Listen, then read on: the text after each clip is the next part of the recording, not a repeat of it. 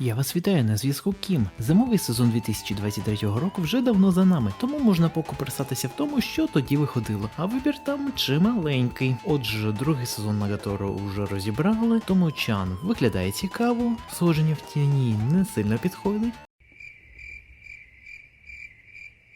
До сраки. Сага про Вінланд, я і перший сезон не подивився. Бляха. Так, стоп. А що це за аніме з довгою назвою та купою дівчат на пустирі? Це якийсь натяк на що? Отже, сьогодні ми поговоримо про аніме, чия оригінальна назва звучить так: Тенсей Оджо то Тенсей Рейджо но Махо Какомей, або ж, перекладаючи на українську, магічна революція переродженої принцеси та геніальної панянки. Якщо подумати, ця назва навіть не така й дурна. Як можна зрозуміти, ми маємо справу з ісекаєм, але з цим елементом є певні проблеми, і про які поговоримо потім. Ось що абсолютно точно, так це те, що аніме створено на основі одноіменного ранобе, яке пішло від веб-новели за авторством П'єро Карасу. Та сама веб-новела виходила з лютого 2019 по серпень 2021 року, а ранобе виходить з січня 2020 дотепер, отримавши вже 6 томів. Окрім цього, на основі ранобе через півроку почала виходити манга, яка має наразі 5 танкобонів. Саме аніме створено студією Діомеде з доволі цікавим доробком та має 12 серій. Його головною героїною є принцеса королівства Палеттія на ім'я Анісфія. З одного боку, вона має за собою чималу базу знань, та й в її майстерності володіння мечем ніхто не сумнівається. А з іншого боку, вона має доволі серйозну ваду. Вона зовсім не володіє магією, що для члена королівської родини можна вважати ганьбою. І саме це Анісфія намагається виправити, створюючи цікаві технології, які використовують магію, і при цьому засновані на тих, що є в нашому світі. Це дістало свій термін, який в англійських субтитрах звучить як Magicology. Magicology? Cology? What the fuck is that? Зокрема, вона створила ось такий чайник. Ставте лише, якщо теж хочете такий. Однак не вистачало для її досліджень однієї важливої деталі. І вона цю деталь знайшла у вигляді дочки прем'єр-міністра королівства на ім'я Юфілія Маджента, акурат під час її випускного балу, де її на користь іншої дівчини кидає принц того королівства та молодший брат Анісфії на ім'я Альгард.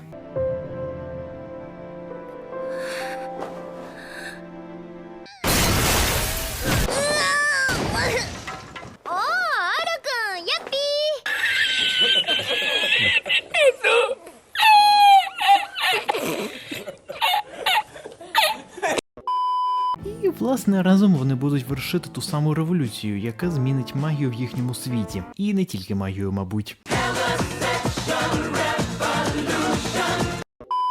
А тепер давайте подивимося спочатку на кожну з них, а потім на хімію між ними. Одразу почнемо з Аніс. Ми зустрічаємо її ледь не в самому початку першої серії. І перше відчуття, яке може виникнути в глядача, формується у вигляді питання: чому я відчуваю вайби Чисато? І ні, мова йде не тільки про короткі біляве волосся та однакові бантики. Навіть за тією сценою, яку я показував перед цим, можна переконатися, що Аніс є такою ж сестриною позитиву і такою ж ходячою катастрофою, як і Чисато з Лікоріс Рікойл. А ще вона має велику майстерню, де й виготовляє всілякі магічні винаходи з крутим комбінезоном у придачу. Юфілія ж зі свого боку є вельми спокійною дівчиною, а також вельми вправною в магії, за що була у фаворі серед тамтешніх еліт. До того ж, вона виховувалася як прикладова королева з розрахунку на майбутній шлюб із тим самим принцем Альгардом, який, щоправда, мав дещо інші плани, але то таке. І тепер про хімію. Як це майже завжди буває, при першій зустрічі головних героїв, конкретно тут героїнь, стосунки між ними виглядають приблизно так.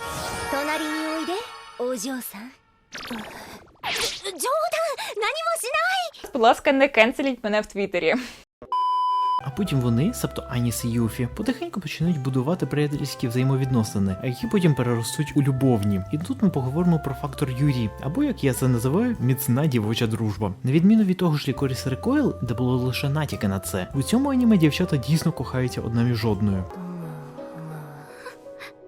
Ні, тут Аніс просто проводить дослідження, клянуся Джавеліном. І це стосується не тільки Аніс і Юфі, а й іншої пари дівчат серед другорядних персонажів, про яку я не буду говорити, щоб не впасти в спойлери. До речі, про другорядних персонажів. Ситуація з ними виглядає приблизно наступним чином. Абсолютно всі жіночі персонажі плюс король, батько Юфі, тобто прем'єр-міністр та, можливо, принц Альгард, дуже добре прописані, а також намальовані. 挟まれたい言っておくが顔だからな що дозволяє нам із зацікавленням за ними спостерігати. Усі інші другорядні персонажі ще пласкіші, ніж який-небудь контакт 1, бо мотивація, скажімо, антагоністів абсолютно банальна. Чому не допомагає навіть спроба зробити більш-менш складну схему для її досягнення? На цьому парад мого негативу не закінчується. Давайте повернемося до назви аніме. У ньому ви знайдете слово тенсей, або ж перероджений, тобто мова йде про ісекай, але з цим є серйозна проблема. Річ в тім, що аніме майже не показує, як жила Анісфія до народження в тому світі, в якому зараз живе. Натомість нам лише про це розказують через її ж репліки акурат у кульмінаційній сцені аж в останній серії. Плюс один раз вставляють кадри з нашого світу під час одного з флешбеків. Але вертаючись до цієї сцени, це було зроблено, аби ми мали співчувати Аніс. І я не сперечаюся, їм це частково вдається, але без детальної експозиції про її попереднє життя 100% вихлопу не буде, на жаль. Тепер поговоримо про інші складові цього аніме. Музика в цьому аніме, включно з опенінгом та ендингом, скажімо так, непогано. Тобто якого-небудь вау-ефекту та бажання переслухувати немає, але доволі приємна для вух та доповнює загальну атмосферу аніме та відповідні сцени. Візуал вельми приємний для ока, з влучно підібраними кольорами та відсутністю грубих помилок. Хоча серед аніме з візьми 2023 року точно можна знайти представників, на чий візуал вкладалося куди більше. А ось сцени боїв дійсно виглядають видовищно. І це стосується не тільки хореографії, а й ефектів у вигляді магічних заклять і суперсил. Тут від мене велика пошана. Що я можу сказати в підсумку? Якщо ви є фанатом Юрі, то в жодному випадку не проходьте повз це аніме. Принаймні хімією між головними героїнями ви точно не будете розчаровані. Про фанатів ісекай я нічого не буду говорити, але ось фанати фентезі можуть бути зацікавлені спробами запровадження земських технологій на основі магії. Чи буде це одним із найкращих аніме зими? Точно ні, бо кандидатів і так вистачає. Але все одно можна за переглядом цього аніме весело провести час. Я даю йому 4,5 зірки з 6.